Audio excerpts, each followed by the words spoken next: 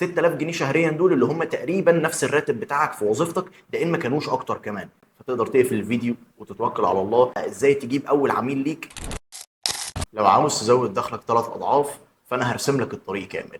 ركز معايا كويس قوي في الفيديو ده، كمل الفيديو للاخر، وفي نهايته اوعدك ان هيبقى عندك طريقه تقدر تدخل بيها 3 اضعاف دخلك الحالي. مبدئيا انت هتشتري الدبلومه الخاصه بمنصه ذا جوت اكاديمي.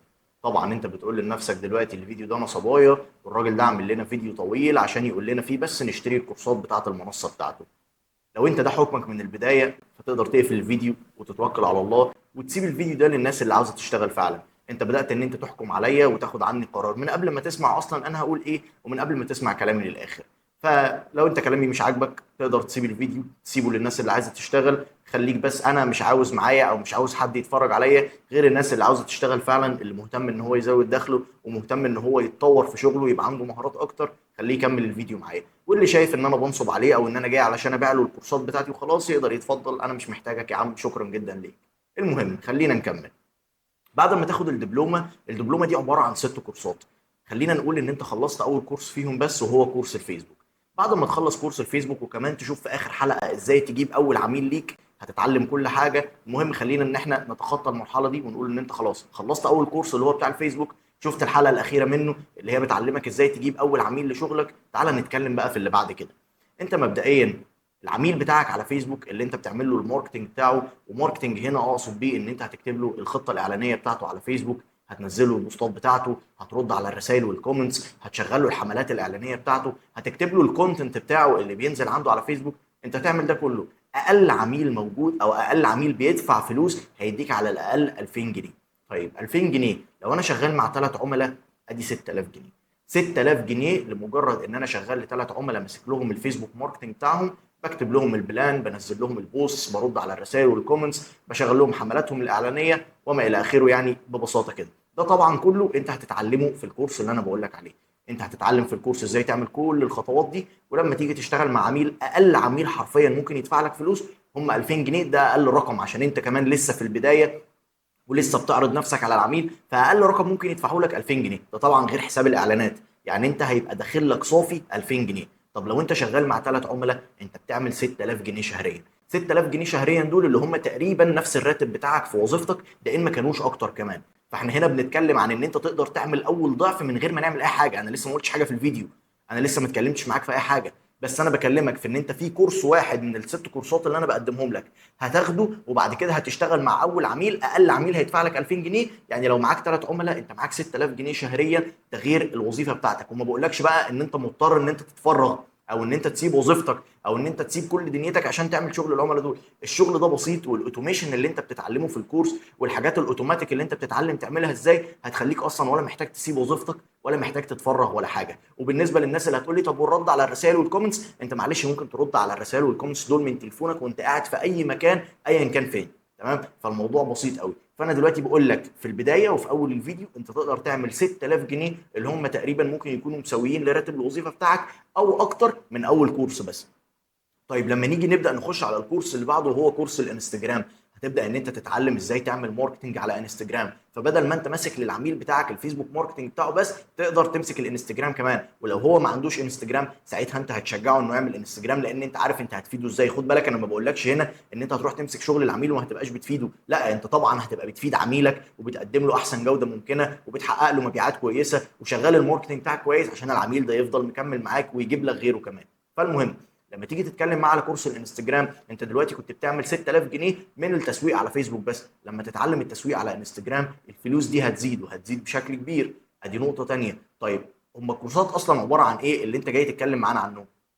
فيسبوك كورس اللي انا اتكلمت معاك عنه، انستجرام كورس، يوتيوب اس اي او، وده هيبقى مناسب جدا لصناع المحتوى، الناس اللي بتنزل محتوى على يوتيوب ازاي ان هو يظبط الاس اي او بتاعه ويوصل لعدد مشاهدات كبير. جوجل ادز عشان طبعا الاعلانات على جوجل. وجوجل ادز هنا خليني اقول لك ان انت تقدر تكسب منها مبالغ كبيره جدا انت ما كنتش تحلم بيها لو عرفت ازاي تستخدمها بشكل بروفيشنال.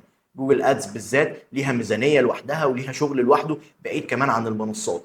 وغير سناب شات وتيك توك، ودول هيفتحوا لك العمل في السوق السعودي والسوق الخليجي. وهنا انت حرفيا هتعمل فلوس ما كنتش تحلم بيها. انت هتبقى شغال بعمله بالنسبه لبلدك عاليه جدا. انت لما تشتغل بالريال السعودي فهو بيساوي 13 جنيه. يعني انت لو خدت 1000 ريال سعودي بس من العميل، انت اكنك بتاخد 13000 جنيه في مصر. تخيل بقى لو معاك اكتر من عميل. فانت حرفيا من السوق الخليجي والسوق السعودي اللي هم اصلا الاساس بتاعهم سناب شات وتيك توك، هتقدر تعمل فلوس انت ما كنتش تحلم بيها.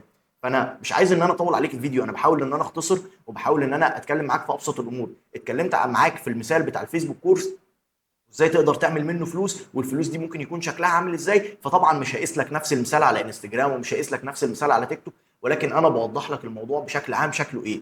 انت دلوقتي لو طورت نفسك في مهاره الماركتنج بالذات، هي واحده من اهم المهارات واكتر المهارات طلبا اصلا في 2024. مفيش حد دلوقتي يا جماعه عايش من غير ماركتنج.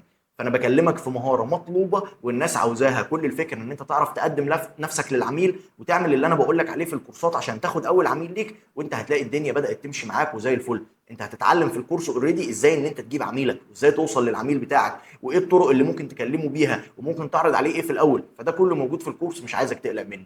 تمام. فاحنا هنا بكلمك في 6 كورسات قادرين ان هم يزودوا دخلك بشكل كبير جدا. انا دلوقتي كاتب لك 3 اضعاف، لا انت تقدر تزود دخلك اكتر من 3 اضعاف بكتير. انت لو جالك عميل واحد في السعوديه، هو لوحده بالنسبه لك ضعفين هنا او ضعفين الوظيفه اللي انت شغال فيها. فاهم الموضوع شكله عامل ازاي؟ تخيل لو 2 عملاء، تخيل لو 3 عملاء جنب عملاء من مصر، انت ممكن تحتاج كمان تيم كامل يساعدك في الشغل اللي انت بتعمله. انت فاهم الموضوع شكله ايه؟ وما بكلمكش عن حاجه غريبه، دي حاجه انا جربتها بنفسي. انا قبل ما ادرس في الكورسات انا شغال بقالي 8 سنين في الماركتنج، عندي شركه ماركتنج الحمد لله شغاله كويس، قدرت ان انا اعمل فيها الارقام دي، وقدرت ان انا اعمل فيها الشغل ده. وبعد ما عملت ده كله وخدت سنين الخبره بتاعتي، قررت ان انا عاوز افيد الناس، ان انا عاوز اقدم للناس كورس، عشان انا كنت شاب زي شباب كتير. ففي ناس ما بتقدرش ان هي تتعلم عشان الميزانيه. دلوقتي احنا بنسمع الكورسات ب 6000 جنيه وب 150 دولار ومش عارف ايه، حتى في مصر بقى بيبيعوا الكورسات بالدولار. فانا هدفي ان انا افيد اكبر عدد من الناس وباقل سعر ممكن. ال6 كورسات اللي انا بكلمك عنهم دول ثمنهم بيعدي ال 10000 جنيه. انا في العادي كنت عاملهم ب 6450 جنيه، بس انا منزل عليهم عرض علشان خاطر الناس، او انا حابب ان الناس تاخد الكورسات وحابب ان الناس تتعلم. ال6 كورسات او دبلومه الماركتنج دي ب 500 جنيه بس. مفيش حد في الدنيا دلوقتي عنده كورس ب 500 جنيه، بس انا عاملها ب 500 جنيه علشان انا عاوز افيد اللي قدامي. انا عايز الشاب اللي موجود زيي عاوز ان هو يزود دخله، بيحلم بحاجه معينه عاوز يعملها، عاوز يتجوز، عاوز يشتري عربيه، عاوز يفتح مشروع. انا هدفي ان انا افيده. فده بالنسبه لي كل الموضوع. في ناس بتشوف ان ده نصب، او ان انت عاوز تبيع كورساتك وخلاص، او ده كله ما يفرقش معايا. انا بعمل اللي انا شايفه صح، وبعمل اللي بيمليه عليا ضميري، وانت في الاخر حاجه في ايدك. عاوز تشتغل وتجرب وتعمل فلوس تمام، مش عاوز وشايف ان الموضوع نصبايا، خلاص يا عم خليك زي ما انت، خليك في اللي انت فيه، ما فيهاش اي مشكله. فاهم الموضوع شكله ايه؟ اتمنى ان انا قدرت اوصل لك اللي انا عاوزه في الفيديو ده. الفيديو طبعا مش مترتب ومفيش سكريبت، فانا يعني بتكلم معاكم براحتي. يا رب تكون فهمتني كويس. انا زياد سليم، واحنا هنا في منصه ذا جوت اكاديمي. مبسوط ان انتوا كنتوا معايا.